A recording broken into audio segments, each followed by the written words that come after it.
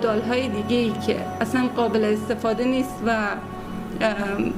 به حساب نهادی که متولی امره میتونه اون گودال‌ها رو پر کنه و ضرورت این تشخیص داده بشه که تو این منطقه این میزان هوتک بیشتر نیازی نیست که باشه و خطرسازه و اون نقطه‌های خطر رو بیاین پر کنیم. به هر حال یک نفر جان بده کافیه تا یک صورت مسئله حل بشه، نه جان‌هایی که طی این سال‌ها به هر حال الان شاید استعدادهای درخشانی باشن، شاید مادری باشه، شاید معلمی باشه که اینجوری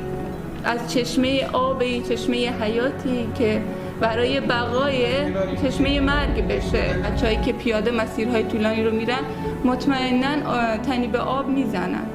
پس یک محیطی که به هر حال دور از فرهنگ اون منطقه نیست، خب بیایم امکانش رو فراهم کنیم. یک حوضچه کم عمق مگر چقدر هزینه برای یک مثلا بخشداری یا شورای روستا داره؟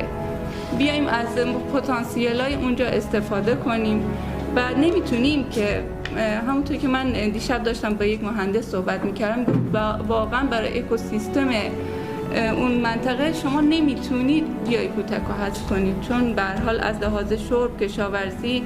و برای اون حیواناتی که برای آب میان اونجا استفاده میکنن و اینکه